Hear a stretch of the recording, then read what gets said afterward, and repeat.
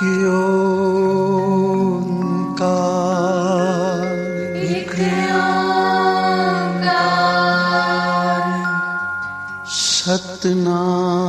सतनाम करता पुरख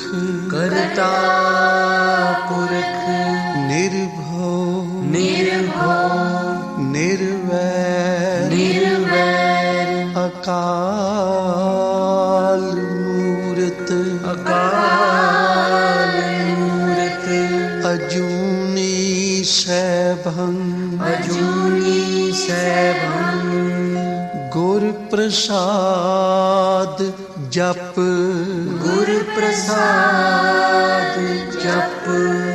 आद सच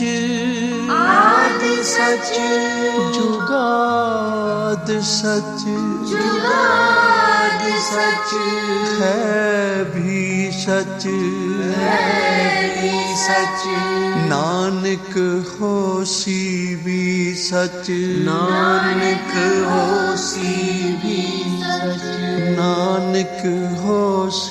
भी सच।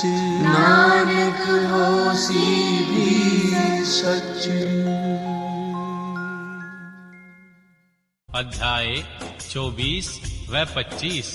पत्नी सहित गौतम की आराधना से संतुष्ट हो भगवान शिव का उन्हें दर्शन देना, गंगा को वहां स्थापित करके स्वयं भी स्थिर होना, देवताओं का वहां बृहस्पति के सिंह राशि पर आने पर गंगा जी के विशेष महत्व को स्वीकार करना, गंगा जी का गौतमी या गोदावरी नाम से और भगवान शिव का त्र्यंबक ज्योतिर्लिंग के नाम से विख्यात होना तथा दोनों की महिमा। महर्षि सूत जी कहते हैं, पत्नी सहित गौतम ऋषि के इस प्रकार आराधना करने पर संतुष्ट हुए भगवान शिव वहां शिवा और प्रथम गणों के साथ प्रकट हो गए। तदनंतर प्रसन्न हुए कृपा निधान शंकर ने कहा, महामुने, मैं तुम्हारी उत्तम भक्ति से बहुत प्रसन्न हूँ, तुम कोई वर मांगो। उस समय महात्मा शंभु के सुंदर रूप को देखकर आनंदित हुए गौतम ऋषि ने भक्ति भाव से भगवान शंकर को प्रणाम करके उनकी स्तुति की। लंबी स्तुति और प्रणाम करके दोनों हाथ जोड़कर वे उनके सामने खड़े हो गए और बोले, देव, मुझको निष्पाप कर दीजिए। भगवान शिव ने कहा, मुने, तुम धन्य हो, कृत्य हो और सदा ही निष्पाप हो। इन दुष्टों ने तुम्हारे साथ छल किया। जगत के लोग तुम्हारे दर्शन से पाप रहित हो जाते हैं, फिर सदा मेरी भक्ति में तत्पर रहने वाले तुम क्या पापी हो। मुने, जिन दुरात्माओं ने तुम पर अत्याचार किया वे ही पापी और दुराचारी हत्यारे हैं। उनके दर्शन से दूसरे लोग पापनिष्ठ हो जाएंगे। वे सब के सब कृतघ्न हैं, कभी उनका उद्धार नहीं हो सकता। महादेव जी की यह बात सुनकर महर्षि गौतम मन ही मन बड़े विस्मित हुए। उन्होंने भक्ति पूर्वक शिव को प्रणाम करके हाथ जोड़कर पुनः इस प्रकार कहा। महर्षि गौतम बोले, महेश्वर, उन महर्षि ने तो मेरा बहुत बड़ा उपकार किया है। यदि उन्होंने यह बर्ताव ना किया होता तो मुझे आपका दर्शन कैसे होता। धन्य है वे महर्षि जिन्होंने मेरे लिए परम कल्याणकारी कार्य किया। उनके इस दुराचार से ही मेरा महान स्वार्थ सिद्ध हुआ। गौतम जी की यह बात सुनकर महेश्वर बड़े प्रसन्न हुए। उन्होंने गौतम को कृपा दृष्टि से देखकर उन्हें शीघ्र ही उत्तर दिया। भगवान शंकर बोले, विप्रवर, तुम धन्य हो, सभी ऋषियों में तत्पर व श्रेष्ठतर हो। मैं तुम पर बहुत प्रसन्न हूँ।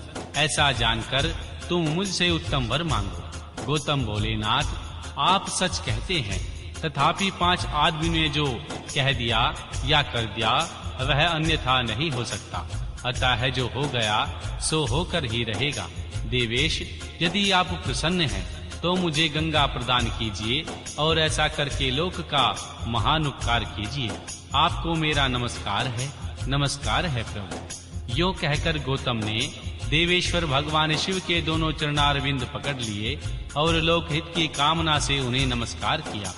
तब शंकर ने पृथ्वी और स्वर्ग के सारभूत जल को निकालकर, जिन्होंने पहले से ही छोड़ रखा था, और विवाह में श्री ब्रह्मा जी के दिए हुए जल में जो कुछ शेष रह गया था वह सब भक्तवत्सल शंभु ने उन गौतम मुनि को दे दिया।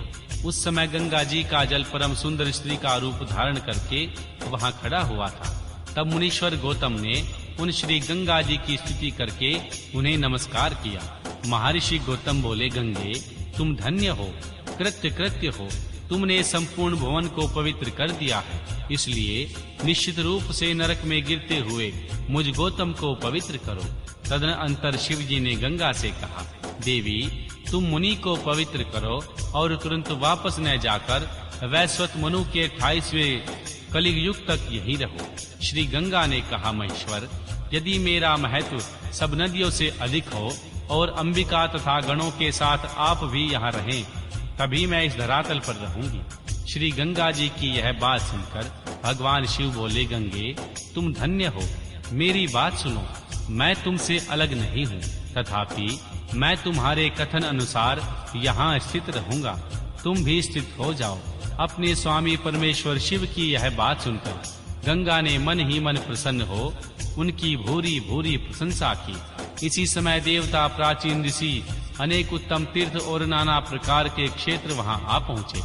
उन सब ने बड़े आदर सम्मान से जय जयकार करते हुए गौतम तथा गंगा गिरिशाई भगवान शिव का पूजन किया। तदनंतर उन सब देवताओं ने मस्तक झुका हाथ जोड़कर उन सब की प्रसन्नता पूर्वक स्तुति की। उस समय प्रसन्न हुई गंगा और गिरीश ने कहा,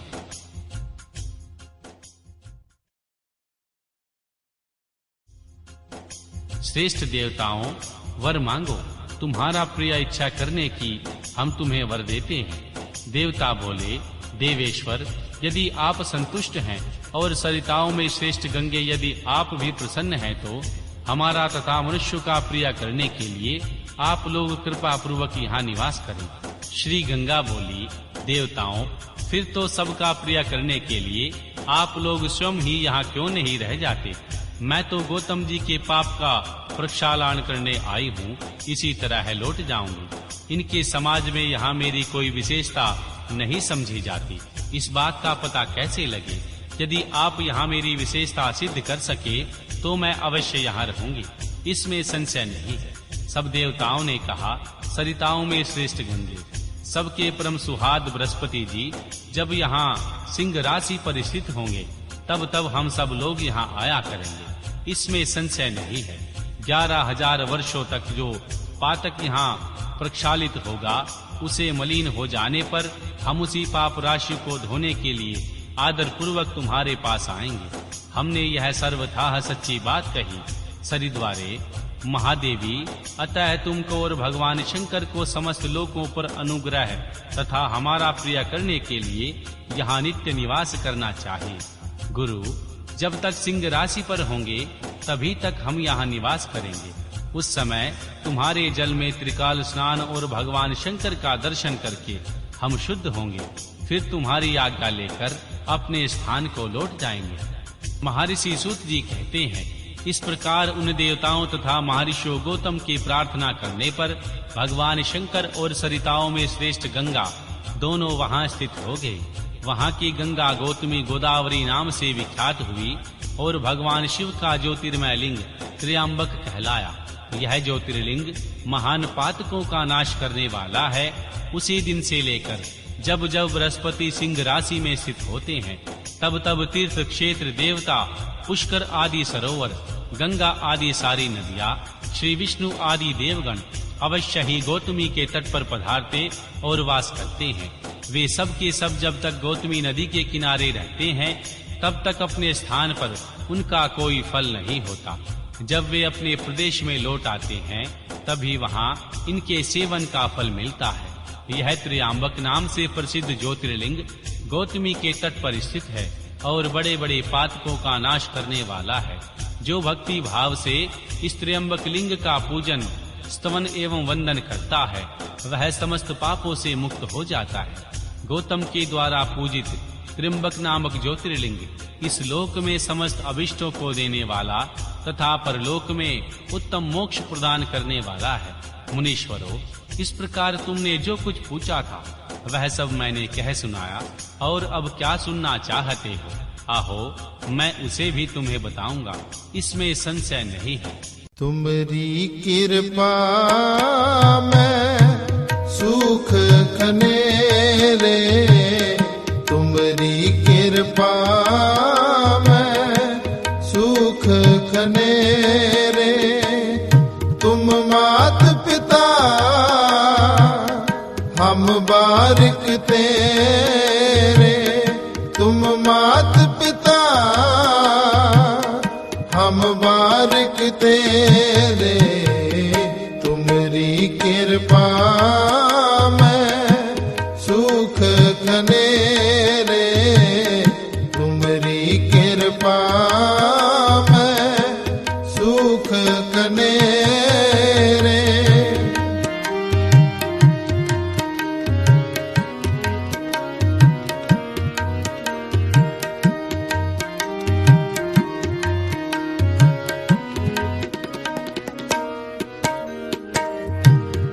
तू ठाकुर तुम पे अरदास, जियो पिंड सब तेरी रास। जियो पिंड सब तेरी रास, तुमरी कृपा में सुख खनेरे। तुमरी कृपा में सुख खनेरे। तुम मात पिता हम बारिक तेरे, तुम मात पिता हम बारिक तेरे।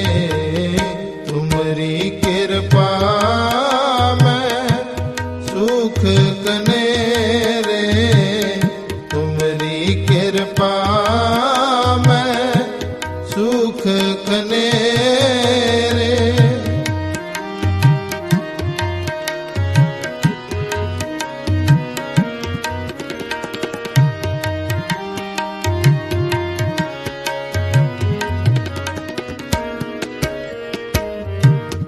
कोई न जाने तुमरा अंत, ऊंचे ते ऊंचा भगवंत। ऊंचे ते ऊंचा भगवंत, तुमरी कृपा में सुख खनेरे। तुमरी कृपा में सुख खनेरे।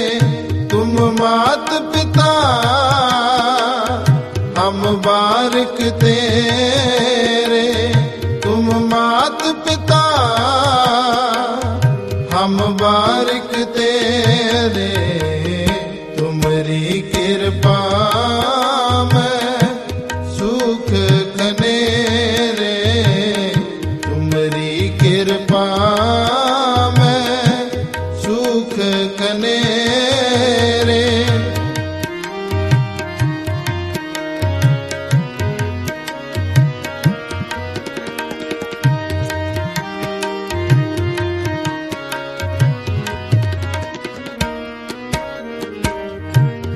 सगल समग्री तुमरे सूत्र धारी। तुम ते होए सो आगे अकारी। तुम ते होए सो आगे अकारी। तुमरी कृपा में सुख खनेरे, तुमरी कृपा में सुख खनेरे। तुम मात पिता हम बारिक तेरे, तुम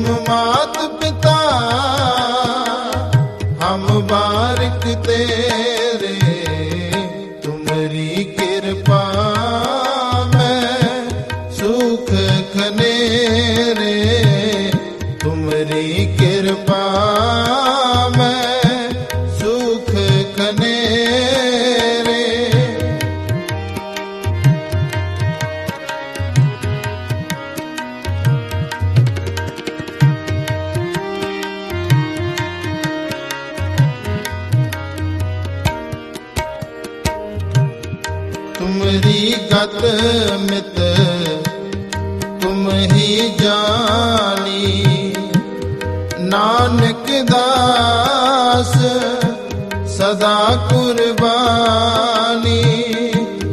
नानक दास सदा कुर्बानी। तुमरी कृपा में सुख कनेरे। तुमरी कृपा में सुख कनेरे। तुम मात पिता हम बारिक तेरे। तुम मात पिता हम बारिक तेरे। तुमरी कृपा में सुख कनेरे। तुमरी कृपा में सुख कनेरे। तुम मात पिता हम बारिक तेरे। तुम मात पिता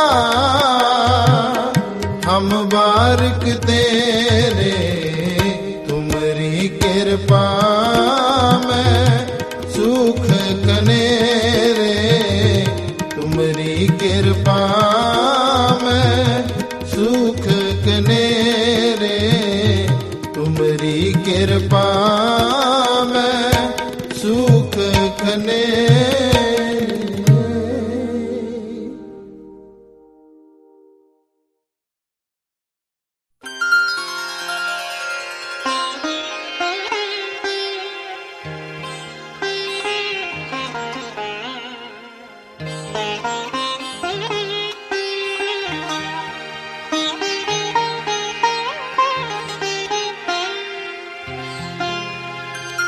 दाता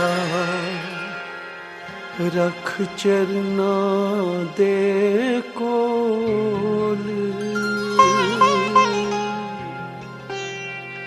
चरना दी मौज बड़ी।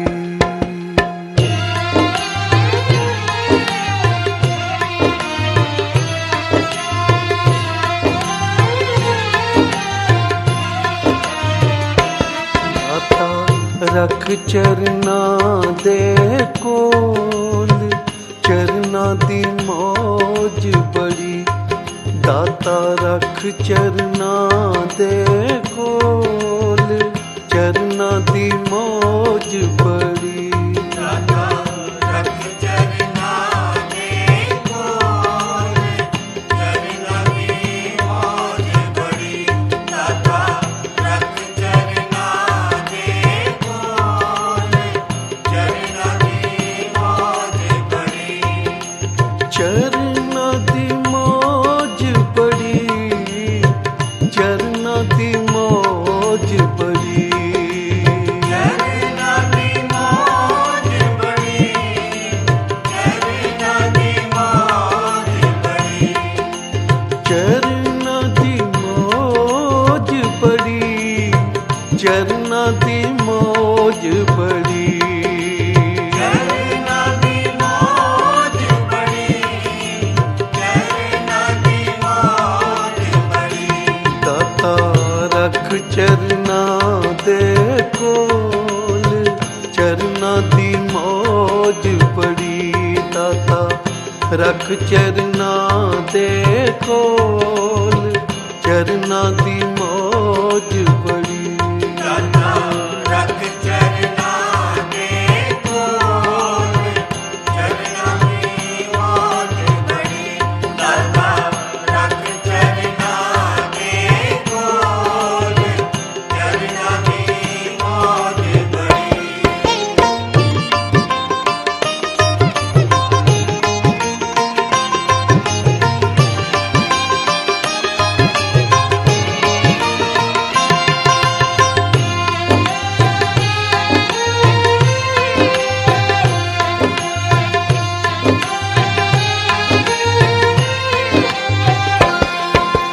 चरना दी मौज नू है कोई कोई जानदा।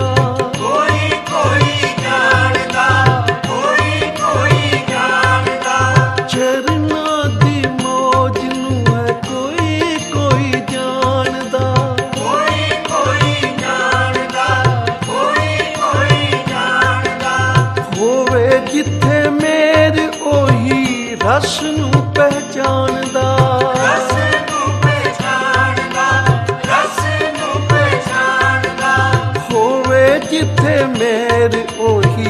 ਰਸ ਨੂੰ ਪਹਿਚਾਨਦਾ।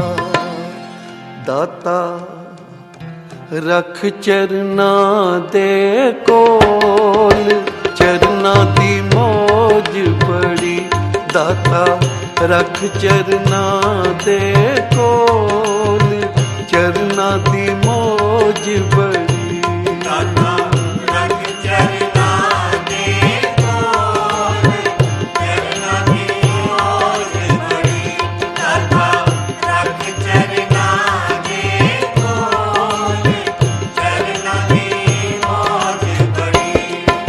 ਸਤਿਨਾਮ ਵਾਹਿਗੁਰੂ, ਸਤਿਨਾਮ ਵਾਹਿਗੁਰੂ, ਸਤਿਨਾਮ ਵਾਹਿਗੁਰੂ, ਸਤਿਨਾਮ ਵਾਹਿਗੁਰੂ, ਸਤਿਨਾਮ ਵਾਹਿਗੁਰੂ, ਸਤਿਨਾਮ ਵਾਹਿਗੁਰੂ, ਸਤਿਨਾਮ ਵਾਹਿਗੁਰੂ, ਸਤਿਨਾਮ ਵਾਹਿਗੁਰੂ। ਵਾਹਿਗੁਰੂ ਵਾਹਿਗੁਰੂ ਵਾਹਿਗੁਰੂ ਵਾਹਿਗੁਰੂ, ਵਾਹਿਗੁਰੂ ਵਾਹਿਗੁਰੂ ਵਾਹਿਗੁਰੂ, ਸਤਿਨਾਮ ਵਾਹਿਗੁਰੂ, ਸਤਿਨਾਮ ਵਾਹਿਗੁਰੂ।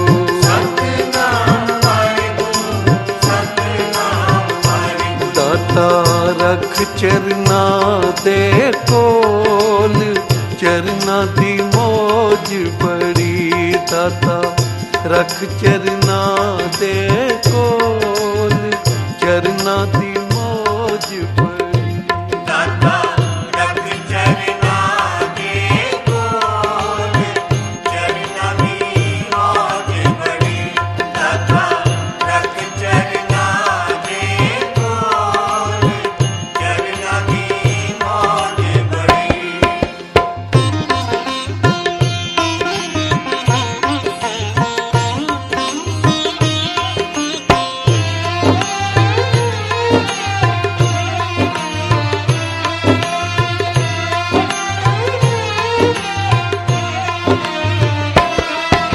ਸਿਮਰਨ ਦੇ ਬਿਨਾ ਐਵੇਂ ਜੀਵਨ ਜਾਏ ਲੰਘਦਾ। ਜੀਵਨ ਜਾਏ ਲੰਘਦਾ, ਜੀਵਨ ਜਾਏ ਲੰਘਦਾ। ਸਿਮਰਨ ਦੇ ਬਿਨਾ ਐਵੇਂ ਜੀਵਨ ਜਾਏ ਲੰਘਦਾ। ਜੀਵਨ ਜਾਏ ਲੰਘਦਾ, ਜੀਵਨ ਜਾਏ ਲੰਘਦਾ। ਬਾਕੀ ਦਾ ਜੋ ਬਚਿਆ ਪਿਤਾ ਦੇ ਨਾਮ ਰੰਗਦਾ। ਪਿਤਾ ਦੇ ਨਾਮ ਰੰਗਦਾ, ਪਿਤਾ ਦੇ ਨਾਮ ਰੰਗਦਾ। ਬਾਕੀ ਦਾ ਜੋ ਬਚਿਆ ਪਿਤਾ ਦੇ ਨਾਮ ਰੰਗਦਾ। ਮੈਂ ਅਰਜ ਕਰਾਂ ਹੱਥ ਜੋੜ, ਚਰਨਾਂ ਦੀ ਮੌਜ ਬੜੀ।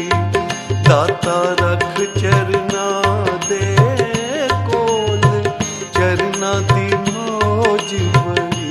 ਦਾਤਾ ਰੱਖ ਚਰਨਾਂ ਦੇ ਕੋਲ, ਚਰਨਾਂ ਦੀ ਮੌਜ ਬੜੀ। ਦਾਤਾ ਰੱਖ ਚਰਨਾਂ ਦੇ ਕੋਲ, ਚਰਨਾਂ ਦੀ ਮੌਜ ਬੜੀ। ਚਰਨਾਂ ਦੀ ਮੌਜ ਬੜੀ, ਚਰਨਾਂ ਦੀ ਮੌਜ ਬੜੀ। ਚਰਨਾਂ ਦੀ ਮੌਜ ਬੜੀ, ਚਰਨਾਂ ਦੀ ਮੌਜ ਬੜੀ। ਚਰਨਾਂ ਦੀ ਮੌਜ ਬੜੀ, ਚਰਨਾਂ ਦੀ ਮੌਜ ਬੜੀ। ਚਰਨਾਂ ਦੀ ਮੌਜ ਬੜੀ, ਚਰਨਾਂ ਦੀ ਮੌਜ ਬੜੀ। ਚਰਨਾਂ ਦੀ ਮੌਜ ਬੜੀ, ਚਰਨਾਂ ਦੀ ਮੌਜ ਬੜੀ।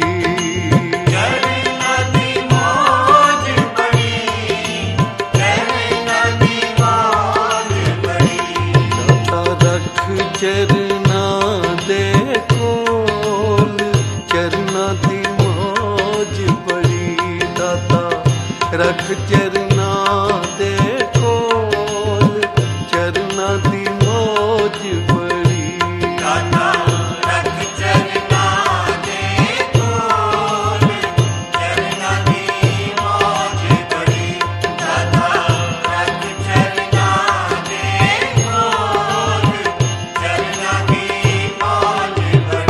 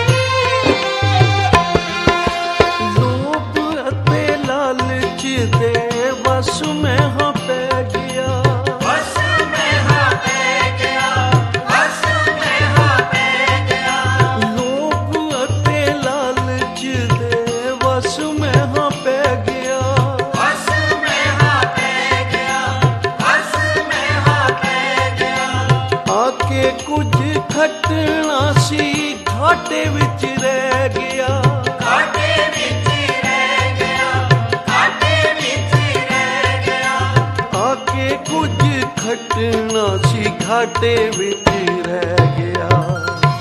ਮੇਰੇ ਭਾਗਾਂ ਦਾ ਦੁਆਰ ਸਾਈਆਂ ਖੋਲ, ਚਰਨਾਂ ਦੀ ਮੌਜ ਬੜੀ, ਦਾਤਾ ਰੱਖ ਚਰਨਾਂ ਦੇ ਕੋਲ, ਚਰਨਾਂ ਦੀ ਮੌਜ ਬੜੀ।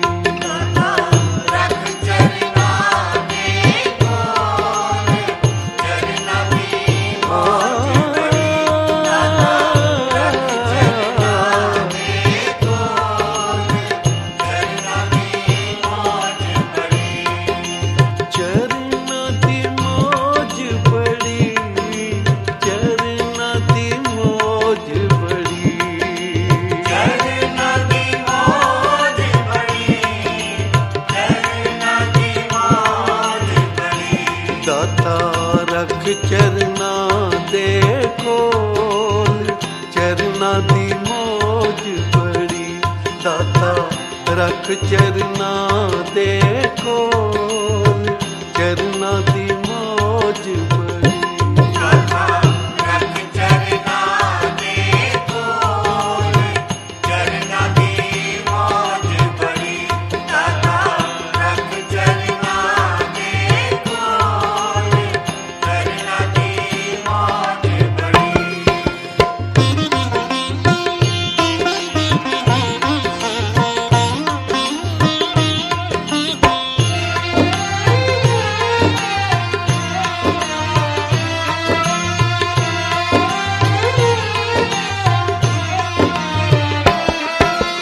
ਇੱਛਾ ਨਹੀਂ ਸਵਰਗ ਦੀ, ਨਾ ਇੱਛਾ ਰਾਜ ਭਾਗ ਦੀ। ਇੱਛਾ ਰਾਜ ਭਾਗ ਦੀ, ਇੱਛਾ ਰਾਜ ਭਾਗ ਦੀ।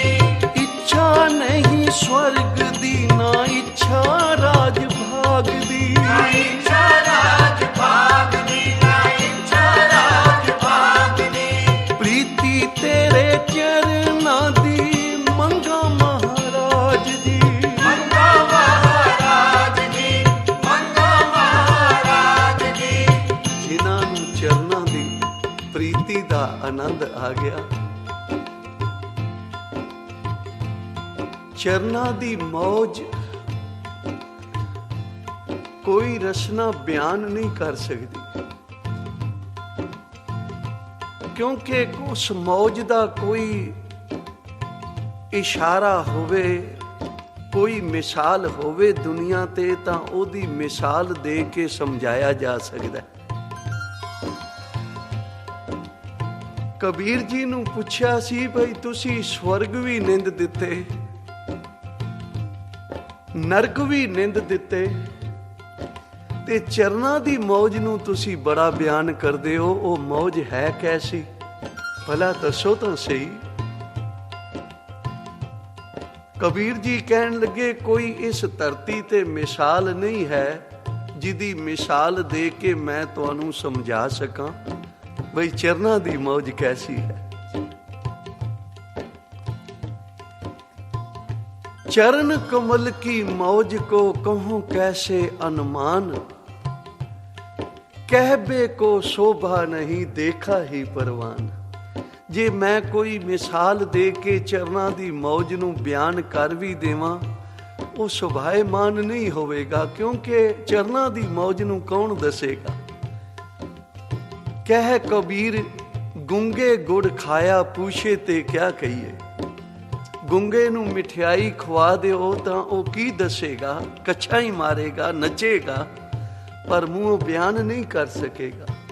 ਜਿਹੜੇ ਗੁਰੂ ਕੇ ਲਾਲ ਅੰਮ੍ਰਿਤ ਵੇਲੇ ਜਾਗ ਕੇ ਇਸ਼ਨਾਨ ਕਰਕੇ ਗੁਰੂ ਦੇ ਚਰਨਾਂ ਵਿੱਚ ਜੁੜ ਕੇ ਆਨੰਦ ਮਾਣਦੇ ਹਨ, ਗੁਰੂ ਕੇ ਸ਼ਬਦ ਰੂਪੀ ਚਰਨਾਂ ਨੂੰ ਹਿਰਦੇ ਵਿੱਚ ਵਸਾਉਂਦੇ ਹਨ, ਇਹ ਮੌਜ ਉਹਨਾਂ ਨੂੰ ਪਤਾ ਹੈ। ਭਾਈ ਜੇ ਤੂੰ ਵੀ ਉਸ ਮੌਜ ਨੂੰ ਮਾਣਨਾ ਚਾਹੁੰਦਾ ਹੈ, ਉਸ ਦਾ ਆਨੰਦ ਵੇਖਣਾ ਚਾਹੁੰਦਾ ਹੈ, ਤਾਂ ਫਿਰ ਮਿਹਨਤ ਕਰਨੀ ਪਵੇਗੀ ਭਾਈ, ਜੁੜਨਾ ਪਏਗਾ ਗੁਰੂ ਦੇ ਚਰਨਾਂ ਵਿੱਚ।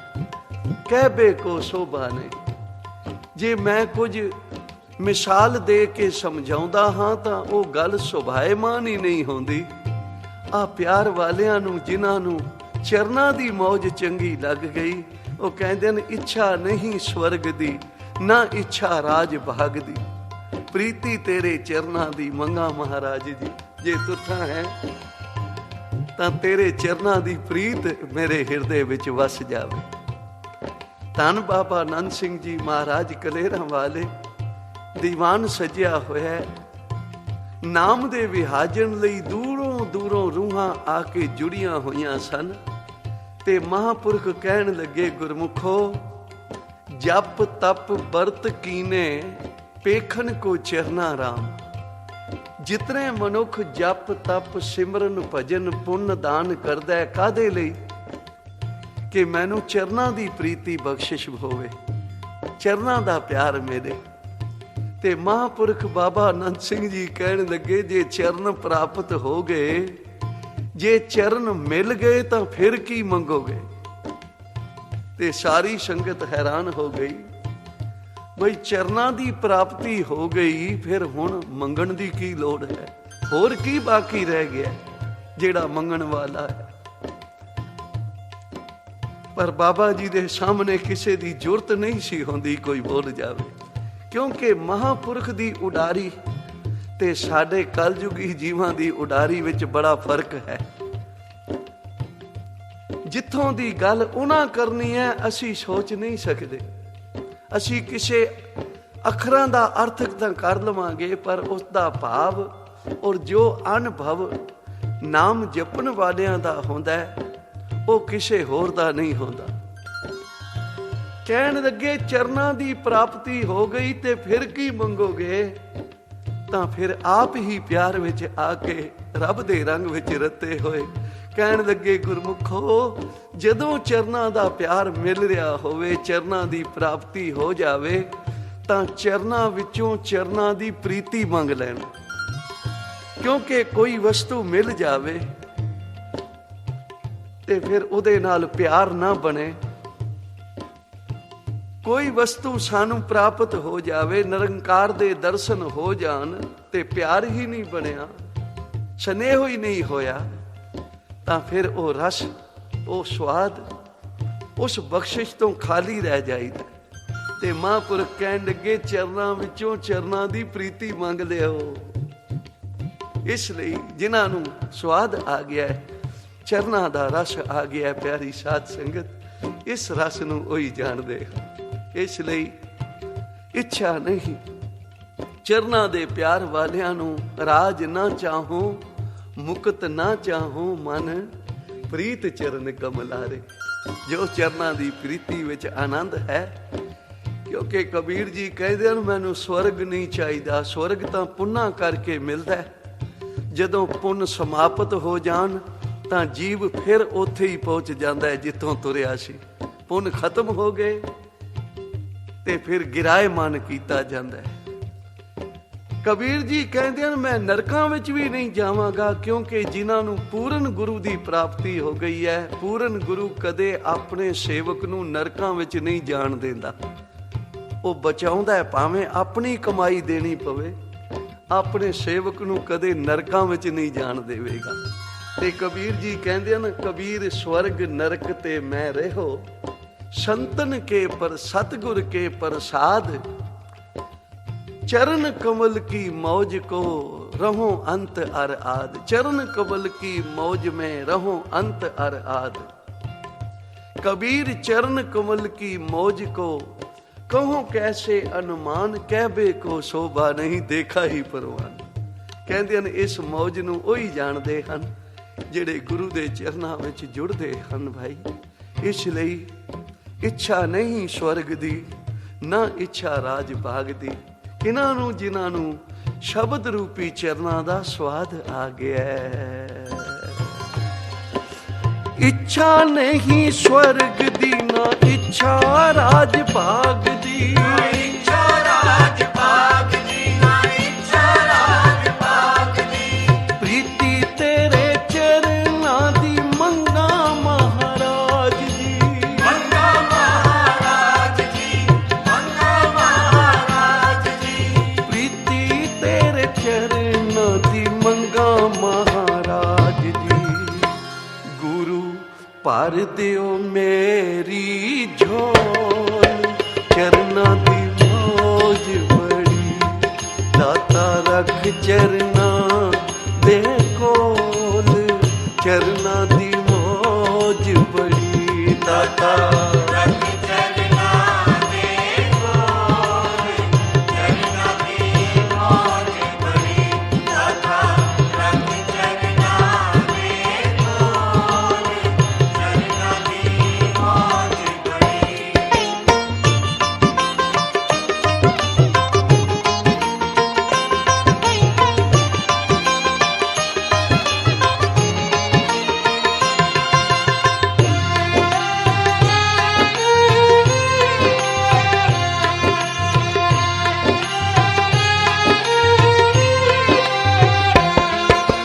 ਭਾਵੇਂ ਮਹਿਆ ਔਗਣਾ ਦਾ ਸਾਰਾ ਹੀ ਭਰਿਆ, ਸਾਰਾ ਹੀ ਭਰਿਆ, ਸਾਰਾ ਹੀ ਭਰਿਆ। ਭਾਵੇਂ ਮਹਿਆ ਔਗਣਾ ਦਾ ਸਾਰਾ ਹੀ ਭਰਿਆ। ਸਾਰਾ ਹੀ ਭਰਿਆ, ਸਾਰਾ ਹੀ ਭਰਿਆ। ਮਿਹਰ ਤੇਰੀ ਨਾਲ ਕਿਹੜਾ ਕਿਹੜਾ ਨਹੀਂ ਤਰਿਆ। ਕਿਹੜਾ ਨਹੀਂ ਕਰਿਆ, ਕਿਹੜਾ ਨਹੀਂ ਕਰਿਆ। ਮਿਹਰ ਤੇਰੀ ਨਾਲ ਕਿਹੜਾ ਕਿਹੜਾ ਨਹੀਂ ਤਰਿਆ। ਬਿਰਧ ਆਪਣਾ ਪਛਾਣ ਲਵੋ ਜੋੜ, ਚਰਨਾ ਦੀ ਮੌਜ ਬੜੀ। ਦਾਤਾ ਰੱਖ ਚਰਨਾ ਦੇ ਕੋਲ, ਚਰਨਾ ਦੀ ਮੌਜ ਬੜੀ। ਰੱਖ ਚਰਨਾ ਦੇ ਕੋਲ, ਚਰਨਾ ਦੀ ਮੌਜ ਬੜੀ। ਦਾਤਾ ਰੱਖ ਚਰਨਾ ਦੇ ਕੋਲ, ਚਰਨਾ ਦੀ ਮੌਜ ਬੜੀ।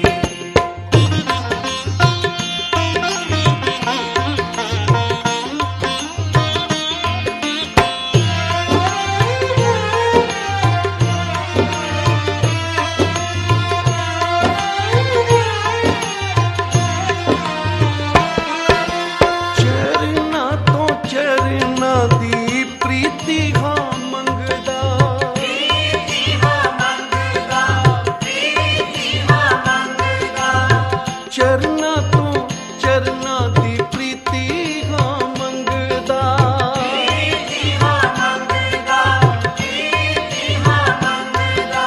ਚਰਨਾ ਤੋਂ ਚਰਨਾ ਦੀ ਪ੍ਰੀਤੀ ਹਾਂ ਮੰਗਦਾ। ਪ੍ਰੀਤੀ ਹਾਂ ਮੰਗਦਾ, ਪ੍ਰੀਤੀ ਹਾਂ ਮੰਗਦਾ। ਬਣਿਆ ਰਾਹਾਂ ਤੇਰੇ ਘਰ ਦਾ ਮੈਂ ਮੰਗਦਾ। ਹਰ ਦਾ ਮੈਂ ਮੰਗਦਾ, ਹਰ ਦਾ ਮੈਂ ਮੰਗਦਾ। ਬਣਿਆ ਰਾਹਾਂ ਮੈਂ ਤੇਰੇ ਘਰ ਦਾ ਮੈਂ ਮੰਗਦਾ। ਹਰ ਜੀ ਮਾੜਿਆਂ ਕੰਮਾਂ ਤੋਂ ਮੈਨੂੰ ਮੋੜ, ਚਰਨਾ ਦੀ ਮੌਜ ਬੜੀ। ਦਾਤਾ ਰੱਖ ਚਰਨਾ ਦੇ ਕੋਲ, ਚਰਨਾ ਦੀ ਮੌਜ ਬੜੀ। ਦਾਤਾ ਰੱਖ ਚਰਨਾ ਦੇ ਕੋਲ, ਚਰਨਾ ਦੀ ਮੌਜ ਬੜੀ। ਦਾਤਾ ਰੱਖ ਚਰਨਾ ਦੇ ਕੋਲ, ਚਰਨਾ ਦੀ ਮੌਜ ਬੜੀ। ਦਾਤਾ ਰੱਖ ਚਰਨਾ ਦੇ ਕੋਲ, ਚਰਨਾ ਦੀ ਮੌਜ ਬੜੀ।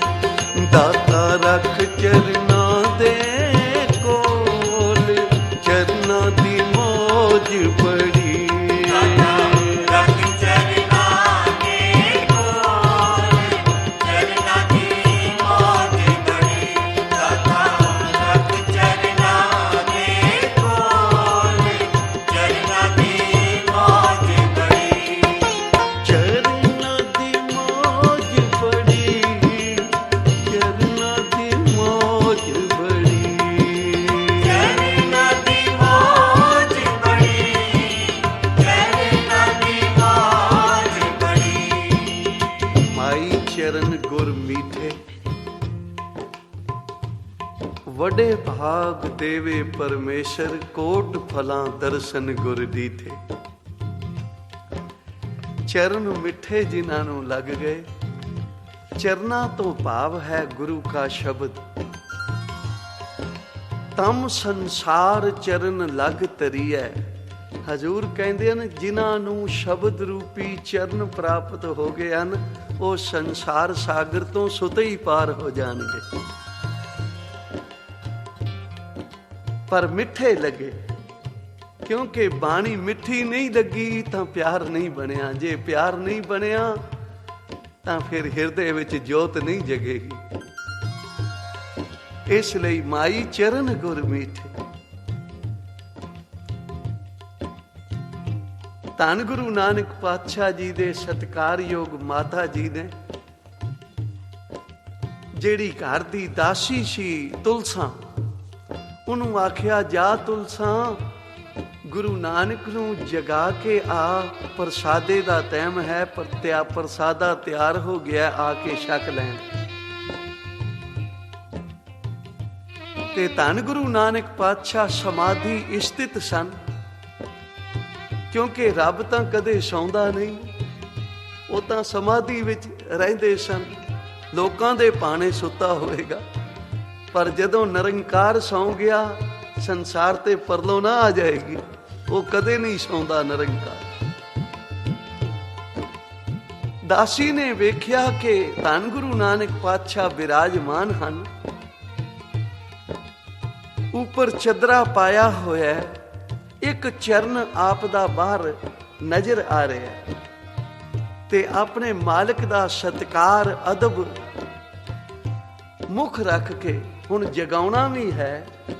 ਤੇ ਜਦੋਂ ਆਪਣੀ ਰਸਨਾ ਦੇ ਨਾਲ ਧੰਨ ਗੁਰੂ ਨਾਨਕ ਪਾਤਸ਼ਾਹ ਜੀ ਦੇ ਚਰਨ ਚਟੇ ਤਾਂ ਅਗਮ ਨਿਗਮ ਦੀ ਖਬਰ ਹੋ ਗਈ, ਬ੍ਰਹਮ ਗਿਆਨ ਹੋ ਗਿਆ। ਜਨਮਾਂ ਦੀ ਸੁੱਤੀ ਹੋਈ ਸੁਰਤ ਜਾਗ ਗਈ। ਜਗਾਵਣ ਤਾਂ ਗਈ ਗੁਰੂ ਨਾਨਕ ਨੂੰ,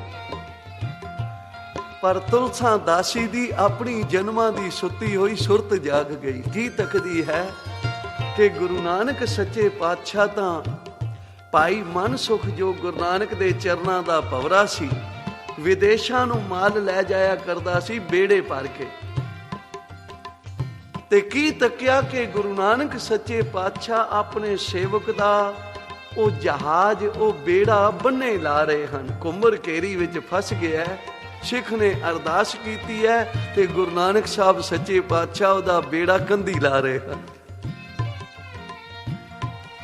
ਤੇ ਤੁਲਸਾ ਆ ਕੇ ਮਾਤਾ ਜੀ ਨੂੰ ਕਹਿਣ ਲੱਗੀ, ਮਾਂ ਜੀ ਮੈਂ ਉਠਾ ਨਹੀਂ ਸਕੀ ਗੁਰੂ ਨਾਨਕ ਨੂੰ, ਕਿਉਂਕਿ ਉਹ ਆਪਣੇ ਸੇਵਕ ਦਾ ਬੇੜਾ ਕੰਧੀ ਲਾ ਰਹੇ ਹਨ।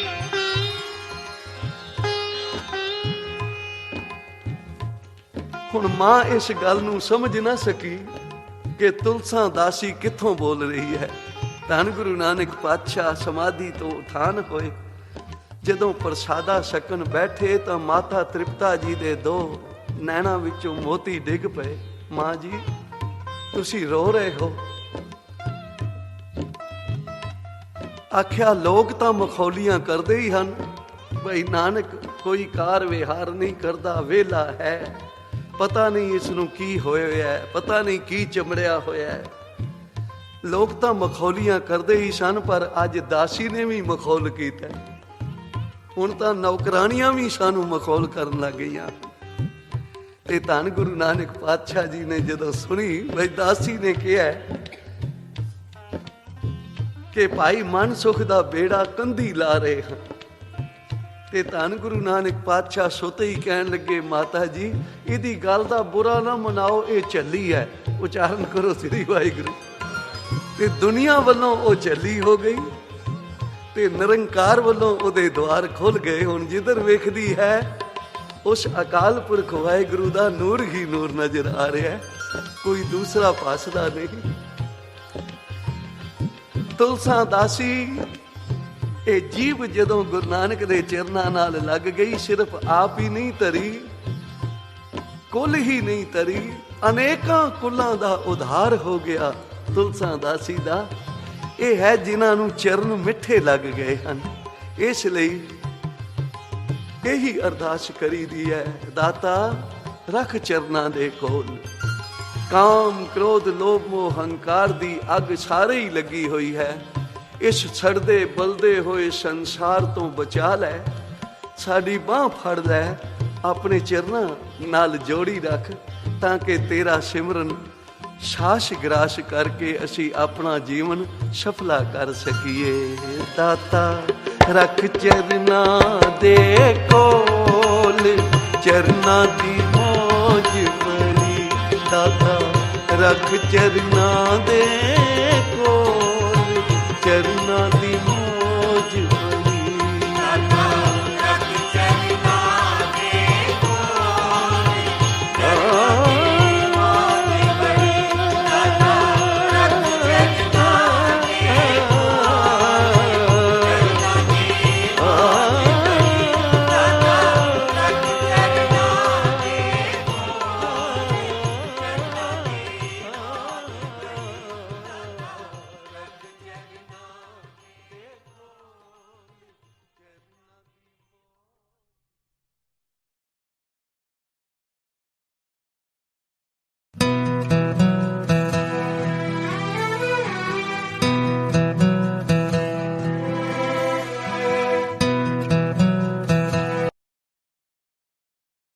जय गुरु जी महाराज। थैंक यू सो मच गुरु जी। आपका प्यार बेअंत है और मेरा यही मानना है कि जो होता है गुरु जी की मर्जी से ही होता है। और गुरु जी का मुझे आज सत्संग के लिए मौका देना, it is all his love, his divine grace. So I can only say that I am very very thankful Guruji. Thank you so much. जब भी ऐसा होता है कि मुझे सत्संग शेयर करने के लिए कहा जाता है तो somehow कुछ ना कुछ मेरी एक इमोशनल कुछ ना कुछ कनेक्ट होता है गुरुजी से कुछ दिन पहले का, जिसका वो आंसर देते हैं मुझे। So आज भी जो सत्संग शेयर करने के लिए कहा गया है तो मैं ये मानती हूँ कि ये गुरुजी ने मुझे मेरे जो इमोशंस मन में चल रहे थे उन्हीं के रिप्लाई के लिए, ये दिखाने के लिए कि वो है हमारे साथ, इसलिए आज ये सत्संग का मौका दिया है। So I am really thankful Guruji, thank you so much आपके इस प्यार के लिए, इस एहसास के लिए कि आप हमेशा हमारे साथ हैं। Thank you to this platform also कि मुझे ये सत्संग करने का मौका मिला। ज्यादा टाइम ना लेते हुए I will start with my सत्संग। मैं वैसे तो शिव जी की डिवोटी बचपन से ही थी। somehow I've been brought up in a very religious family where my mom was very religious and she would just emphasize कि हम दिन में जरा सा टाइम जरूर पूजा पे दें। और वो एक मन से थी पूजा कि चाहे आप कुछ रिचुअल करो ना करो लेकिन जरूर मन से भगवान को याद करो और उनका थैंक्स करो। सो बचपन से ही I always felt a very divine connection with Shiv ji. और जब भी मैं शिव मंदिर में जाती थी मुझे एक अलग सा ही अनुभव होता था जो कि बहुत ही सैटिस्फाइंग होता था। I never knew that eventually in my life I will get to meet Shiv ji, Guru ji. हुआ ये था कि मेरे मासर जी जो कि फरीदाबाद में रहते थे, एक बार मेरी कजिन के दांत में दर्द हो रहा था और जो उसके खुद के डेंटिस्ट थे वो टाउन में नहीं थे, तो मेरे मासर जी मासी दिखाने चाहते थे उसको। बट उस दिन उसको दर्द काफी हो रहा था तो मासर जी ने कहा चलो मैं आपको एक मेरे बचपन के फ्रेंड है डेंटिस्ट, उनके पास लेके जाता हूँ। तो वो डॉक्टर MM बजाज की क्लिनिक लेके गए मेरी कजिन को। और वहां पे उन्होंने गुरुजी का स्वरूप देखा और वहां पे हमेशा गुरबाणी चलती रहती थी क्लिनिक में, तो गुरबाणी सुनी और वो बहुत उन्होंने गुरुजी की बातें की। और फिर उन्होंने इच्छा जाहिर की कि मैं भी मिलना चाहता हूँ गुरुजी को, और इस तरह से वो गुरुजी के पास गए। वहां गए तो वहां पे पुनीत जी आए थे चंडीगढ़ से, और डॉक्टर पुनीत बजाज। और वो जब उनसे मिले तो उनके मन में एक थॉट आया कि रुचि और पुनीत का रिश्ता अच्छा रहेगा। My nickname is Ruchi.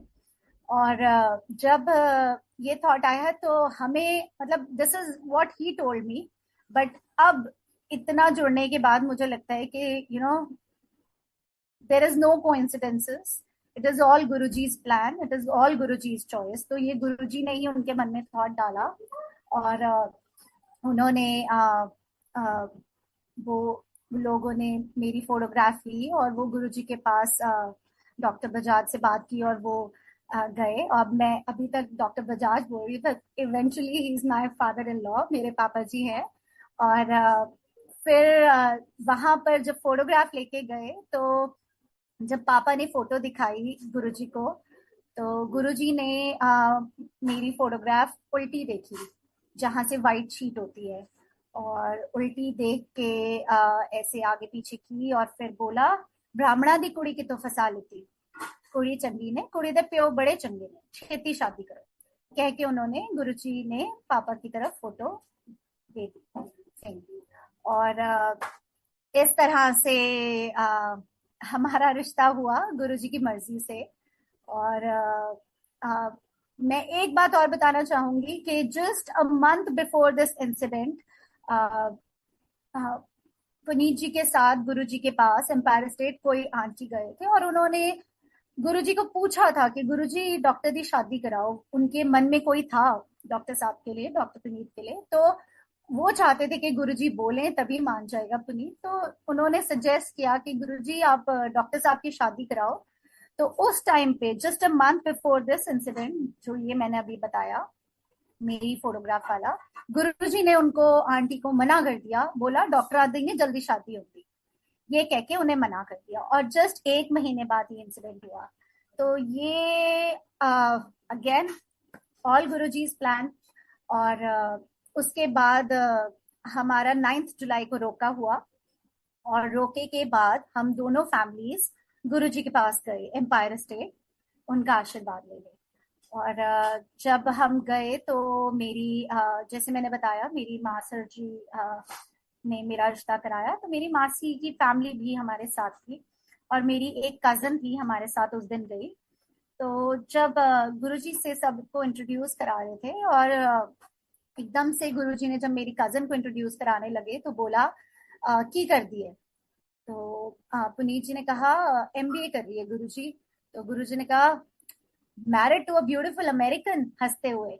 और बस अभी तक मुझे ये पता था कि महापुरुषों के वाक खाली नहीं जाते, उनका एक एक शब्द बोला हुआ मतलब सच होना ही है, वो ब्लेसिंग्स है। ये सुनते ही मेरी कजिन और मैं एक दूसरे की तरफ देख के मुस्कुराने लग गए, क्योंकि किसी और बड़े को नहीं पता था, लेकिन मुझे, मेरी एक और कजिन और मुझे पता था that she liked a boy and she was going around with a boy जो उस टाइम पे अमेरिका में MBA कर रहा था। तो हमें लगा कि तो गुरुजी ने ब्लेसिंग्स दे दिए हैं कि उसकी उससे शादी होगी। और सच में उसकी वेडिंग हुई उसी लड़के के साथ। और हमें लगा था कि शायद ये ब्लेसिंग्स मैरिज तक सीमित हैं, बट इवेंचुअली गुरुजी ने दिखाया कि एक एक बोला हुआ उनका शब्द पूरा होता है और उसमें बहुत डीप मीनिंग होता है, वो सब टाइम आने पे समझ आता है। तो कुछ सालों के बाद, लिटरली गुरुजी के ये कहने के 9 to 10 years के बाद हमें समझ आया, though he belong to a businessman family in Faridabad, he move to Canada for good और वो वहीं सेटल हो गए PR लेके। तो इससे हमें ये रियलाइजेशन हुई जो गुरुजी ने इतने साल पहले बोला था, married to a beautiful American, मतलब सिर्फ मैरिज के लिए नहीं था, वो उसके वहां पर सेटल होने के लिए भी था। तो ये है गुरुजी के बोले हुए जो एक एक शब्द है, उसकी महिमा। हम शायद उसको समझते थे कि गुरुजी मजाक कर रहे हैं या गुरुजी ने वैसे ही जेस्ट में बोल दिया, लाइटली ले लिया, बट गॉड का बोला हुआ एक भी शब्द खाली नहीं जाता, उसमें बहुत डीप मीनिंग होता है और ब्लेसिंग्स होती हैं, जो कि हमें इवेंचुअली समझ आया बहुत सालों के बाद उसका एक एक मीनिंग। और they both are very happy over there. मैं जिस कजिन की बात कर रही हूँ वो भी गुरुजी से बहुत जुड़े हुए हैं और गुरुजी ने उनकी लाइफ को बहुत ब्लेस कर रखा है। दो their entire family is in India but and they were the like first ones from their family to move to Canada। और बहुत ही मतलब सोशल मेरी कजन और बहुत ही फैमिली लविंग है, तो उसके लिए मूव करना बहुत मुश्किल था। लेकिन Guruji has made it possible, because Guruji ने उसको वो गुरु परिवार वहां पे दिया है जिससे उसको कोई भी फेस्टिवल, कोई भी उसका पर्सनल ओकेजन, उसको लगता ही नहीं है कि मेरी फैमिली यहाँ नहीं है। वो गुरुजी ने ऐसा गुरु परिवार दिया है कि वो उसके मन की हर एक इच्छा पूरी करते हैं बिना उसके कोई इच्छा जाहिर किए। जैसे कि मुझे भी यही लगता है कि मेरी इच्छा गुरुजी पूरी करते हैं बिना मेरे उन उन शब्दों को जबान पे भी लाए। मैं शायद मैं गुरुजी को बोलती भी नहीं हूँ, लेकिन मैं अगर मेरे मन में एक सच्ची भावना से आता है तो वो गुरुजी जरूर पूरा करते हैं। So I am very very thankful to Guruji. हमारे ऐसे रोका हुआ, और रोके के बाद भी मैं एक्चुअली गुड़गांव में जॉब करती थी तब। तो कई बार हम एम्पायर स्टेट जाते होते थे। पुनीत जी आते होते थे गुड़गांव, मुझे पिक करते थे, और मैं और मेरे ब्रदर कई बार, और पापा जी, हम जाते होते थे गुरुजी के पास एम्पायर स्टेट। ऐसे कई बार वहां जाने का मौका मिला एम्पायर स्टेट, और गुरुजी के बहुत ही डिवाइन दर्शन हुए। जैसे ही वो दिन याद आते हैं तो मतलब ऐसा लगता है कि मन कहीं और ही, किसी और ही वर्ल्ड में ट्रांसपोर्ट हो गया है। बड़े मंदिर में फर्स्ट टाइम गई थी जब I think it was 30th July और 31st जुलाई, वो 2005। I think I don't say the year. 2005 was the year when I went to गुरुजी।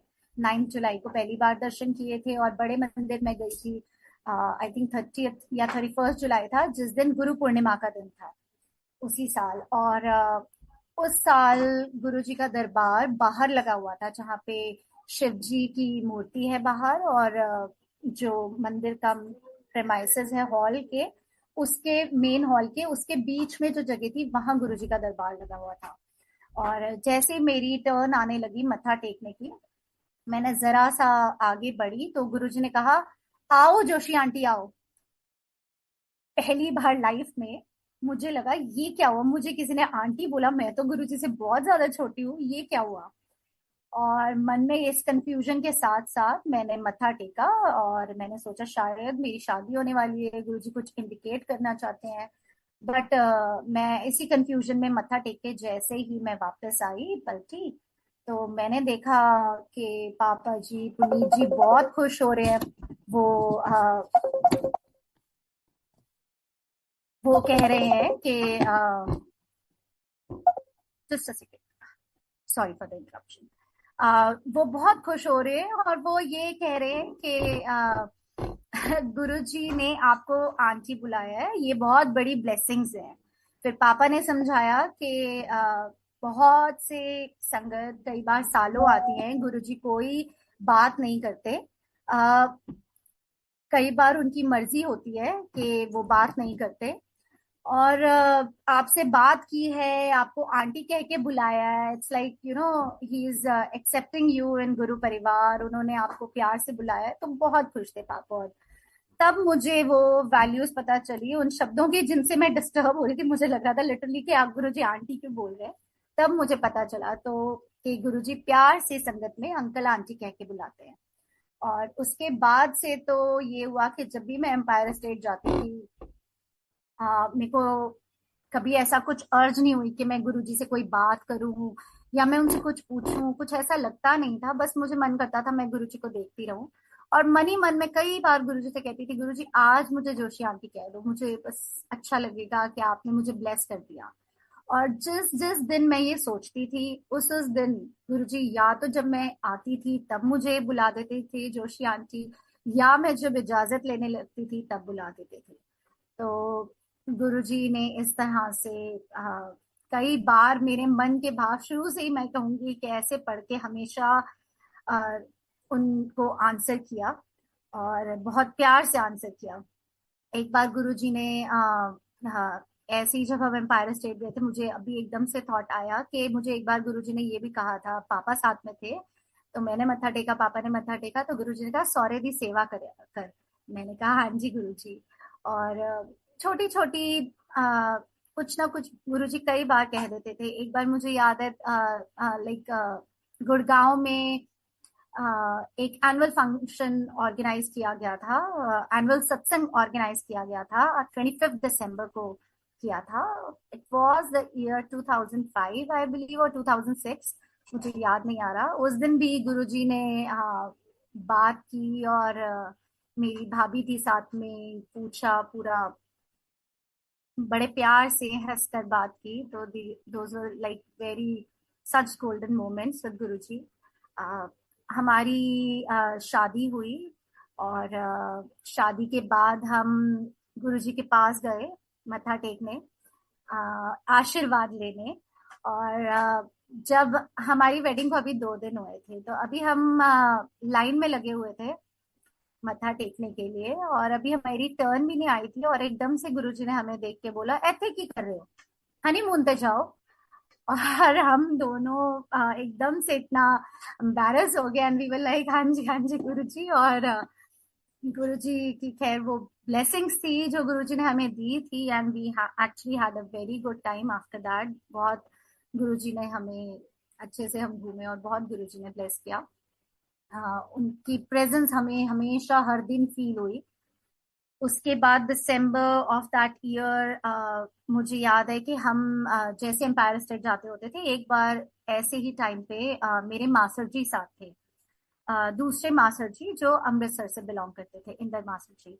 और हम कहीं जा रहे थे, तो वो हमारे साथ थे, और वो भी गए गुरुजी के वहां। और उनको उस दिन गुरुजी ने पूछा कौन है, और हमने बताया कैसे गुरुजी अमृतसर से हैं, बैंक में काम करते हैं। और ये मैं इसलिए बता रही हूँ कि उसके लिटरली थोड़े दिन के बाद गुरुजी का फोन आया, पुनीत जी के फोन पे। हम अभी फरीदाबाद में ही थे, और एकदम से जैसे ही फोन आया, और अननोन नंबर था, और जैसे ही कॉल उठाई, तो जैसे ही गुरुजी की आवाज सुनी, हम दोनों इतने खुश हो गए, और literally we were jumping with joy. और समझ नहीं आ रहा था, साथ साथ नर्वस हो रहे थे कि गुरुजी फोन कर रहे हैं, क्या हुआ। और फिर उस दिन गुरुजी ने एक फंक्शन था डुगरी में, उसके लिए इनवाइट किया, और साथ साथ ये कहा कि मास्टर जी को भी अपने लेके आना, बैंक वाले मास्टर जी को। और फिर डुगरी में उसी साल 2005 में, आई थिंक इट वाज 28 और 27, आई बिलीव 28 ओनली, 28 दिसंबर था, जब डुगरी में एक फंक्शन के लिए जब गुरुजी ने इनवाइट किया था, हम वहां गए। वहां पे मैंने लिटरली फर्स्ट टाइम देखा इतनी संगत, इतनी संगत। तब तक मैंने बड़े मंदिर में भी देखी थी, और लेकिन जो मैंने उस दिन डुगरी में संगत देखी, आई वाज लाइक कि ये बहुत ज्यादा पंजाब की संगत थी, वहां दिल्ली की संगत थी, चंडीगढ़ की संगत थी। तो सुबह फंक्शन था, तब बहुत संगत आई, और शाम को तक बहुत संगत लौट चुकी थी। तो देवर ओनली लाइक फ्यू पीपल, मेरे ख्याल से हार्डली 50-60 लोग होंगे, जो जिनमें गांव के भी लोग थे, वहीं डुगरी पिंड के, और चंडीगढ़ के थे, और कुछ दिल्ली के लोग थे जो वहां पे थे। अब शाम को गुरुजी फिर वापस फंक्शन के बाद अंदर रूम में चले गए थे, और फिर शाम को गुरुजी फिर से आए, और उससे उनके आने से पहले ही सब इकट्ठे मिलकर गीत वगैरह शुरू हो गए, डांस करना शुरू हो गए। और फिर गुरुजी आए, सबने मत्था टेका, और उस दिन गुरुजी की कृपा से मुझे भी बहुत डांस करने का मौका मिला। हम सबने ही डांस किया, और आज उसके वीडियोस भी हमें मिलते हैं यूट्यूब पे। माय हस्बैंड, मैंने, मेरी मास्टर जी आए थे जो अमृतसर से, वो, और मेरी कजिन, उनकी बेटी, उसने भी डांस किया। और आज मैं सोचती हूँ तो मुझे याद आता है उसके, तब के उसकी फिंगर में कुछ हो रहा था, तब कुछ ऐसी इन्फेक्शन थी जिसको उसने डॉक्टर को भी दिखाया था, लेकिन वो ठीक नहीं हो रही थी। और उस दिन जस्ट डुगरी आने के बाद उसकी वो एकदम से ठीक हो गई थी, फिंगर की इन्फेक्शन। फिंगर था या थंब था, मुझे याद नहीं, बट उसकी इन्फेक्शन बिल्कुल ठीक हो गई थी। तो ये शायद गुरुजी का तरीका था कि मास्टर जी को बुला के उन्होंने उसको भी ब्लेस किया, मेरी कजन को। तो हम डांस कर रहे थे, और डांस करने के बाद हमने खूब डांस किया, और इतने ठेठ पंजाबी गानों पे डांस किया जो मुझे समझ भी नहीं आ रहे थे। मतलब I belong from Ambala, but मैं इतना ज्यादा पंजाबी हमारे घर में बोलते नहीं थे, तो मुझे इतनी आती नहीं थी। और मुझे जस्ट आई लव डांसिंग। मेरे को बचपन से ही बहुत डांस का शौक था, तो मुझे ये पता था कि मैं भगवान के आगे डांस करने का मौका गुरु जी के आगे छोड़ नहीं सकती। तो मैं बस डांस कर रही थी। मुझे एबीसीडी नहीं समझ आ रहा था कि गानों में क्या बोल रहे हैं, but I was just dancing. और उसके बाद डांस करने के बाद मैंने जब चाय प्रसाद के लिए बैठने लगे तो मैंने मत्था टेका गुरु जी के आगे। और जैसे ही मैंने मत्था करके सिर उठाया तो मैंने रियलाइज किया कि गुरु जी ने कुछ बहुत ही तेज ठेठ पंजाबी में कुछ बोला है। और मैं मुझे ऐसा लगा कि गुरु जी ने बोला ऐदे ना मुंडा होएगा। अब मैंने सिर उठाया और मैंने देखा गुरु जी का फेस है एक ओल्ड आंटी की तरफ। और मैंने कहा गुरुजी ने इनको तो बोला नहीं। और मेरी कजन जो है वो मेरे पीछे थी, जो वो like may be she was in 7th और 8th। तो मैंने कहा बोला किसको है? तो मैंने कहा बोला तो मुझे ही है। अब मैं 10 मिनट्स तक मत्था टेकने के बाद जाकर कंफ्यूज ही रही। और मुझे समझ ही नहीं आया कि नहीं नहीं मुझे नहीं बोला, मुझे नहीं बोला। Maybe I was just married, अभी 1 मंथ ही हुआ था मैरिज को। और मुझे लग रहा था कि नहीं नहीं हमें नहीं बोला, गुरुजी ने मुझे नहीं बोला। बट 10 मिनट्स के बाद मुझे रियलाइजेशन हुई कि नहीं गुरुजी ने बोला तो मुझे ही है, और शायद यही बोला है। तो मैंने फाइनली पुनीत जी से शेयर किया कि पुनीत जी ऐसे बोला है गुरुजी ने। एंड जैसे ही मैंने शेयर किया वो तो इतने ज्यादा खुश हो गए। वो खुशी के मारे कहने लग गए कि वाओ ये तो ब्लेसिंग्स हैं। उन्होंने देखा कि मैं थोड़ी कंफ्यूज हूँ और मैं अनश्योर हूँ कि ये बोला है गुरुजी ने कि नहीं। तो उन्होंने मुझे समझाया कि बहुत गुरुजी अपने आप जो ब्लेसिंग्स देते हैं वो बिना मांगे, वो बहुत ही ज्यादा अच्छी बात है। हमने नहीं मांगा, गुरुजी ने दिया है। तो ये हमें ब्लेसिंग्स हैं, we should accept, we should be happy. तो फाइनली धीरे धीरे मुझे वो रियलाइजेशन हुई एंड आई थैंक गुरुजी। मन ही मन में मैंने थैंक यू बोला गुरुजी को। और इस तरह से गुरुजी ने हमें फर्स्ट चाइल्ड के लिए ब्लेस किया था। और उसके थोड़े ही टाइम बाद जब मेरी प्रेगनेंसी कंफर्म हुई तो हम आज ये सुनते हैं कि गुरु परिवार, लेकिन ये सच ऐसा था गुरु परिवार का कि हम बहुत ही क्लोज नेट एक यहाँ पे रहते थे। तो जैसे ही मेरी प्रेगनेंसी कंफर्म हुई पुनीत जी ने एक गुरु परिवार में हमारे आंटी है चोपड़ा आंटी, उनको कॉल किया ये शेयर करने के लिए। और जैसे और वो वहां थे उस दिन बद्दी सब सॉरी डुगरी सत्संग में। तो जैसे ही उन्होंने फोन किया पुनीत जी की आवाज सुनते ही आंटी ने कहा ओके कंग्रेचुलेशन रुचि प्रेग्नेंट है। मतलब एज इफ शी न्यू, उन्होंने सुना था तो उनको पहले ही पता था कि गुरुजी ने बोला है तो ये होना ही है। तो उनके शेयर करने से पहले ही उन्होंने उनको कंग्रेचुलेट कर दिया पुनीत जी को। और उसके बाद हम हमेशा ही कोशिश होती थी, even when I was pregnant. हम चंडीगढ़ में रहते थे तो हम जाते होते थे हर 10-15 डेज में एम्पायर स्टेट गुरुजी के मत्था टेकने। तो जब मैं एक्सपेक्ट भी कर रही थी तब भी हमारी यही फ्रीक्वेंसी थी कि हम हर 10-15 दिन में गुरुजी के मत्था टेकने जाते होते थे एम्पायर स्टेट। कई लोग हमें बोलते भी होते थे कि इतना मत ट्रैवल करो, बट लिटरली हम दोनों का ये हाल होता था कि अगर हम गुरुजी से नहीं मिलेंगे तो मतलब जैसे कि कुछ हो जाएगा हमें। इट वाज ऑलवेज लाइक कि आवर सोल्स नीडेड चार्जिंग। जैसे बैटरीज मोबाइल को चार्ज करना पड़ता है, हमें वैसे ही लगता था हमारी सोल को चार्ज करना है हमें, बस हमें गुरुजी के पास जाना है। कुछ बेचैनी होती थी कि अगर हम नहीं गुरुजी के पास जाते थे तो। और बहुत अच्छा लगता था जब हम गुरुजी के पास जाते थे। हम छुपते थे कि हमें गुरुजी जल्दी बुलाए ना, इजाजत ना दे दे जाने के लिए, क्योंकि गुरुजी को पता होता था कि हम सीधा चंडीगढ़ से आ रहे हैं। और कई बार ऐसा हुआ कि गुरुजी ने, हम छुपे इधर उधर हुए लेकिन गुरुजी ने इशारा करके बुलाया और कहा कि चलो चलो, और इजाजत दी। बहुत ही गोल्डन पीरियड था वो। और उन्हीं उसी टाइम दौरान में मुझे एक और सत्संग याद आ रहा है कि एक बार हम जल्दी पहुंच गए थे एम्पायर स्टेट। हम बाहर बैठे हुए थे, अभी गुरुजी बैठे नहीं थे, बाहर नहीं आए थे और हॉल भी नहीं खुला था। तो हम बाहर बैठे इंतजार कर रहे थे हॉल खुलने का। इतने में सिंगला अंकल बाहर आए और उन्होंने मुझे कहा कि गुरुजी बुला रहे हैं चलो। मैं तो लिटरली डर गई। मैंने तो ऐसा कभी मेरे साथ हुआ ही नहीं था कि गुरुजी को मैं अकेले ऐसे मिलने जा रही हूँ और साथ में कोई दीदी जी भी ना हो। और मैंने सोचा पता नहीं क्या हो गया, मैंने क्या किया है, क्या हो गया। खुशी भी हो रही थी और थोड़ा थोड़ा नर्वस भी हो रही थी मैं। तो ऐसे सिंगला अंकल समझाते हुए कि कुछ नहीं हुआ, चलो चलो करके मुझे ले गए। गुरुजी अभी रूम में ही थे और रूम में वो बेड पे बैठे हुए थे। मैं गई, मैंने गुरुजी को मत्था टेका। जैसे ही गुरुजी ने मुझे देखा, वो सिंगला अंकल की तरफ देख के कहने लगे, ए किन्नू ले आया है? एनो नहीं कुछ आंदा, किसी और नु ले गया। और जैसे ही गुरुजी ने ये बोला, अभी तक तो बस मैं नर्वसनेस के मारे यही कह रही थी कि पता नहीं क्या होगा, मुझे कुछ नहीं आता। बता दिया था मुझे सिंगला अंकल ने कि गुरुजी की शर्ट का बटन डालना है। और मेरे लिटरली उसी टाइम हाथ कांपने शुरू हो गए थे कि मैंने गुरुजी की शर्ट का बटन टांगना है, मैं कैसे करूंगी। मतलब आई वॉज वेरी यंग और मुझे ऐसा फर्स्ट टाइम अपॉर्चुनिटी मिली थी, तो मुझे लग रहा था कि मैं कैसे करूंगी। और मैं लिटरली डर के मारे ना नर्वस हो गई थी और मैं कांपने लगी थी। तो मुझे लगा कि मैं कैसे करूंगी। गुरुजी का ऑरा बहुत ज्यादा होता था। मतलब हम कभी नहीं, मैंने गुरुजी से खुद से बात इनिशिएट की थी, तो मुझे हमेशा ये लगता था कि नहीं ये कैसे होगा।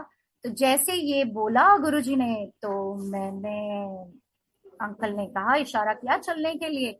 मैंने फिर से मत्था टेका, गुरुजी को इजाजत ली और मैं बाहर आई। और तब तक मैं लिटरली कंट्रोल कर रही थी और मुझे टप टप टप टप मेरे आंसू बहने शुरू हो गए। मुझे लगा कि ये क्या हुआ मेरे साथ, कि मेरे को तो एक बहुत अच्छी अपॉर्चुनिटी मिली थी कि गुरुजी सेवा दे रहे थे मुझे, और मैंने, क्या हुआ मेरे साथ। फिर गुरुजी ने ये भी बोल दिया मुझे नहीं आता। और मैं मन में सोचूं मुझे बटन टांगना तो आता है, but I was just nervous. Guruji मैं क्या, मतलब मैं अंदर ही अंदर गुरुजी से बात भी कर रही हूँ। और फिर मुझे सिंगला अंकल समझाने लगे कि बेटा गुरुजी की डांट में भी बहुत ब्लेसिंग्स होती है, आप बिल्कुल मत सोचो ये सब। तो वो देख रहे थे कि मैं रोना शुरू हो गई थी, तो मैं ऐसे रोते रोते बाहर आ गई और मैं सोचे जा रही थी कि क्या हुआ मेरे साथ, क्या हुआ, ऐसा क्यों हुआ एपिसोड मेरे साथ। और फिर गुरुजी ने ही विद टाइम ये रियलाइजेशन मुझे दी कि उन दिनों कुछ ऐसा हो रहा था कि when everything is going wonderful in your life, आप हवा में मस्त हो जाते हो, हवा में झूलने लगते हो। और मुझे लगता है कि मेरा शायद वो टाइम था और सब कुछ अच्छा जा रहा था और मैं थोड़ा सा ईगो में आ गई थी।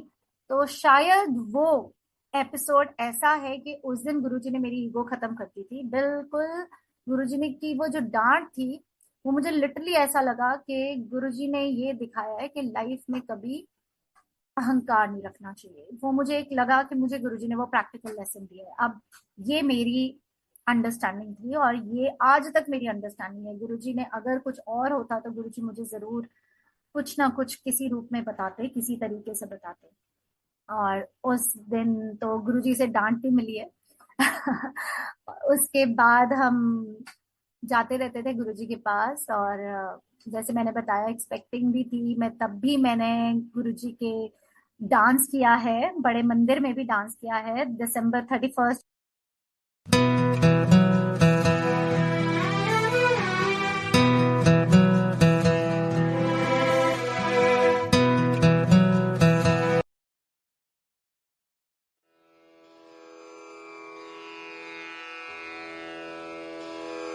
जय गुरु जी की। अब हम मंत्र जाप करेंगे।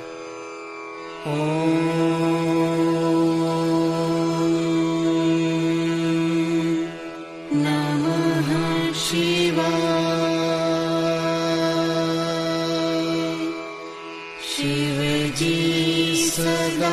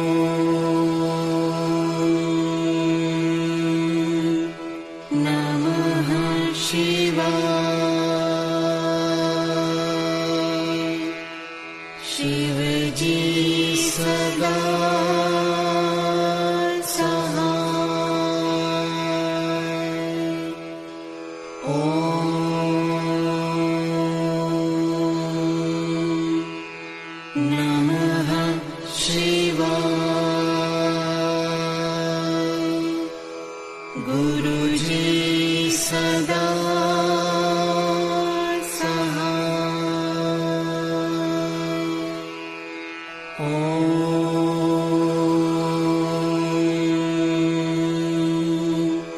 नमः शिवाय।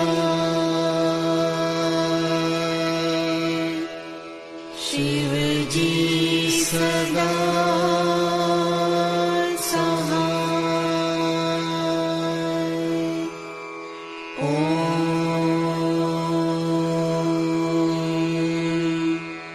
नमः शिवाय। गुरुजी सदा सहाय।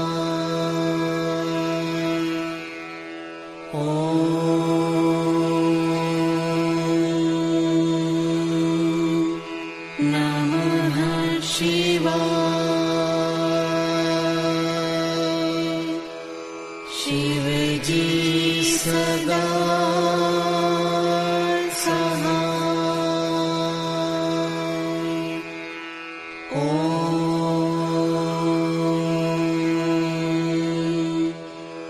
नमः शिवाय। गुरुजी सदा सहाय।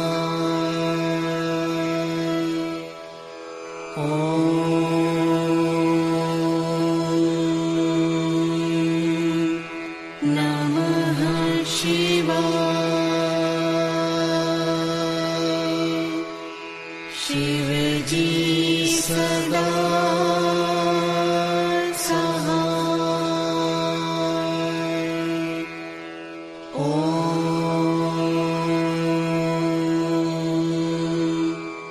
नमः शिवाय। गुरुजी सदा सहाय।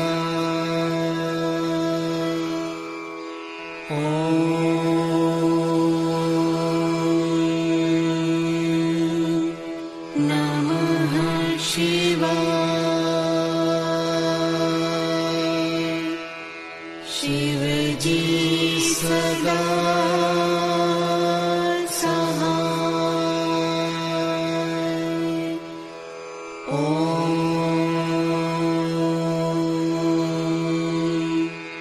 नमः शिवाय।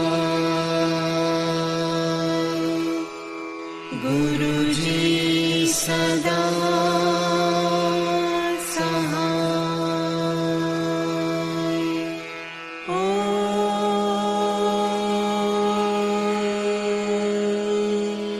नमः शिवाय। शिवजी सदा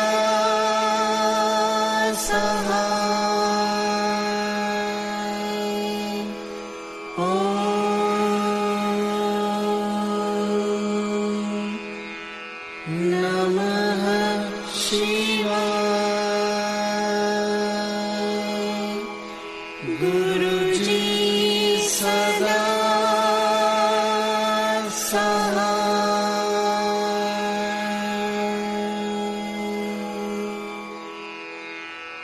जय गुरु जी की।